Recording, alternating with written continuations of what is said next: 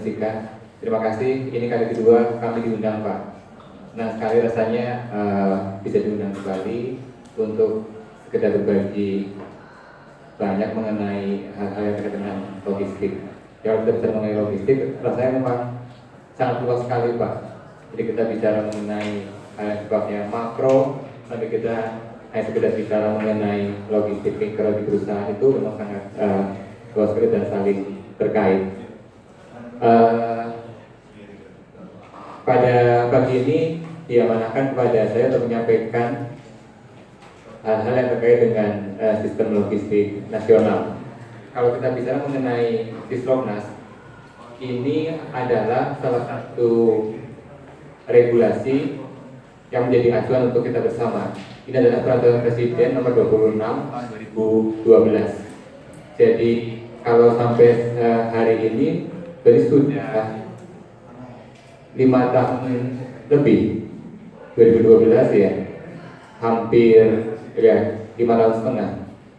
Ya, walaupun kemudian kita juga melihat berdasarkan pandangan dari teman-teman praktisi, tampaknya Sisloknas ini bisa dibilang kurang efektif. Ya tadi ada pandangan dulu dari Pak Sutarman. Paling enggak saya mewakili teman-teman yang melihat bahwa ada berbagai hal yang menjadi kendala mengapa ini tidak efektif. Walaupun kalau kita bicara mengenai logistik ya, ada atau nggak ada peraturan ya mendukung atau nggak mendukung itu logistik ya harus terus berjalan. Konsekuensinya ya tentu kalau dukungan dari driver atau faktor-faktor yang mempengaruhi itu tidak bagus ya, berdampak ke inefisiensi dalam hal waktu, biaya, daya saing produk, daya saing komoditas, kesejahteraan rakyat dan sebagainya. Oke Mas, yang pertama tentang Sisloknas ya. Ini hanya untuk mereview kita bersama bahwa kalau kita bicara mengenai logistik ya kita bicara mengenai dua hal ya, kita bicara mengenai penyimpanan ya, storage, dan kita bicara mengenai pemindahan barang atau flow ya, transportation. Hanya dua hal ini ya, tapi dua hal ini harus kita lakukan secara efisien dan efektif. Tujuannya apa ya, untuk memenuhi kebutuhan pelanggan. Nah kebutuhan pelanggan itu yang mana sih? Ya secara sederhana sebenarnya pelanggan itu menginginkan ada sekian right ya, barang itu disampaikan right product, right time, right place, right quantity, right quality, right condition dan seterusnya. Artinya kalau misalnya salah satu dari sekian hal ini tidak tercapai ya, tidak bisa disampaikan, ini berarti ada masalah di logistik kita. Oke, berikutnya. Nah, kalau kita bicara secara makro untuk nasional, untuk Indonesia, maka kita akan melihat bahwa tantangan untuk logistik nasional di Indonesia ini menjadi sesuatu yang sangat luar biasa. Kita tahu bersama ada lebih dari 17.000 pulau. Kita tahu bersama ya bahwa 2/3 wilayah Indonesia itu adalah lautan. Ya, kita tahu bersama bahwa ada 250 juta lebih penduduk Indonesia ya, dengan pertumbuhan ekonomi yang relatif cukup bagus dibandingkan negara-negara lain ya, sehingga Indonesia menjadi negara tujuan pasar ya, menjadi pasar dari sekian banyak negara. Indonesia juga sangat kaya dengan komoditasnya. Nah, tantangannya adalah tanpa adanya logistik yang bagus, maka yang harusnya menjadi potensi buat kita itu juga bisa kita capai dan bisa kita nikmati keuntungannya. Nah, maka dari itu pemerintah kemudian ya, kalau kita melihat di RPJMN 2015-2019 ya, Indonesia dibagi menjadi 8 wilayah. Kemudian kita tahu bahwa kalau kita bicara mengenai komoditas Indonesia, sebagian besar adalah komoditas pertanian, perkebunan, perikanan, yaitu ada komoditas yang merupakan hasil produksi manufaktur. Ya, tapi kalau misalnya kita bicara mengenai komoditas yang sifatnya hasil alam, maka kita bicara mengenai potensi adanya kelangkaan komoditas, ya, harga komoditas yang mahal, adanya fluktuasi harga komoditas, serta disparitas harga. Nah, ini menjadi tantangan buat kita. Selama ini tidak bisa kita kelola dengan baik, maka ini menjadi masalah untuk kesejahteraan rakyat. Dan yang menjadi satu yang harus kita pikirkan bersama adalah bahwa ketidakseimbangan pertumbuhan atau perkembangan ekonomi, ketidakseimbangan produk domestik bruto ini menjadi sesuatu yang sangat penting untuk kita atasi. Nah, mengapa itu terjadi ya? Salah satunya karena kita kurang mengembangkan dukungan sistem logistik. Logistik terkait dengan kita menyampaikan barang, terkait dengan kita harus mengembangkan infrastruktur, ya, terkait dengan kita harus mengembangkan sistem transportasi yang handal dan sebagainya. Nah, apalagi ada berbagai isu yang menarik ketika kita bicara mengenai ketahanan pangan, kita bicara mengenai daya produk atau komoditas, ya, atau masyarakat ekonomi ASEAN yang kita sudah mulai masuki dari 2 tahun yang lalu. Maka dukungan pengembangan logistik ini jadi sesuatu yang sangat penting. Oke, next. Nah, kalau kita bicara mengenai sistem logistik nasional, ya ini ada salah satu bagian yang saya ambil dari Perpres 26 tahun 2012. Itu berarti ada kaitannya dengan city logistik. Kalau kita melihat visi logistik yang tercantum di Disropnas, itu menyebutkan kurang lebih bahwa ingin dikembangkan sistem logistik nasional yang terintegrasi secara nasional, jadi locally integrated, ya. Yang kedua, terkoneksi secara global, ya, globally connected, jadi locally integrated dan globally connected. Dua ini yang menjadi kata kunci. Nah, mengapa itu diperlukan ya? Karena tujuannya dua hal. Satu, untuk daya saing komoditas atau produk. Yang kedua, kita bicara mengenai kesejahteraan rakyat. Tanpa kita mengembangkan suatu sistem logistik yang terintegrasi secara lokal dan nasional, tanpa kita punya jaringan yang terkoneksi secara global, maka akan sulit sekali untuk kita mencapai visi logistik tadi. Nah, kalau kita lihat gambarannya, ya, kalau misalnya kita bicara katakan dari level desa, ya desa itu digambarkan sebagai bagian-bagian yang harus saling terhubung. Nah, desa-desa ini kemudian terhubung ke masing-masing kota atau kabupaten terdekat. Nah, kemudian ini terkoneksi dengan jaringan antar pulau, ya, kemudian jaringan pelabuhan hub internasional Indonesia. Nah, di Perpres 26 tahun 2012 telah ditetapkan 2 hub internasional. Yang pertama di Bali itu adalah di Kuala Tanjung. Kemudian yang kedua itu di Bitung, di Sulawesi Utara.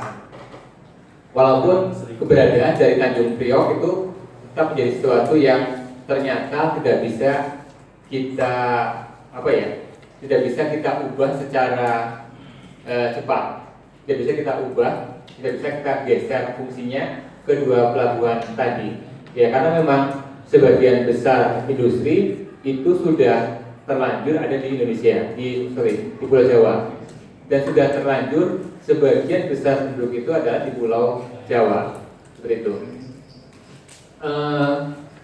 Ini menjadi sesuatu yang sangat penting untuk kemudian kita terhubung pula dengan sekian banyak pelabuhan-pelabuhan hub internasional yang di berbagai negara atau benua.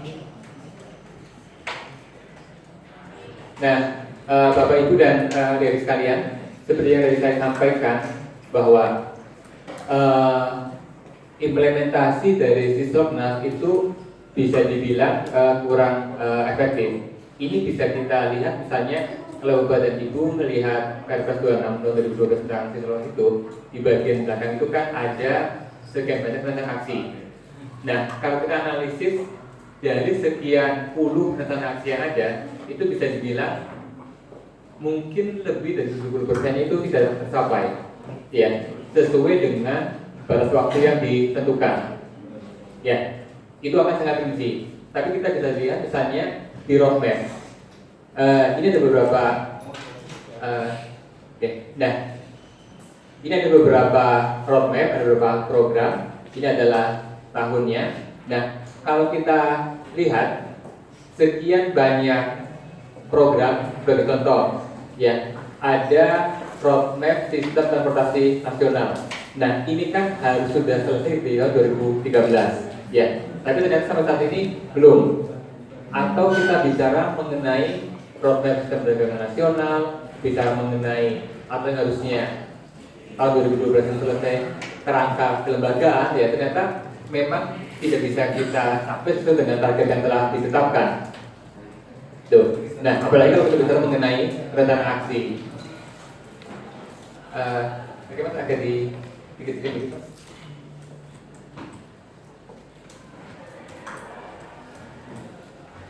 Oke. Nah, oke.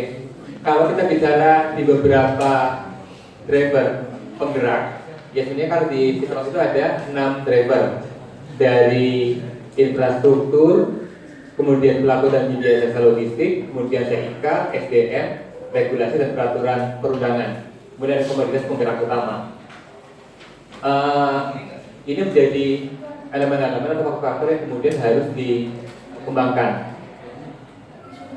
Oke, lanjut.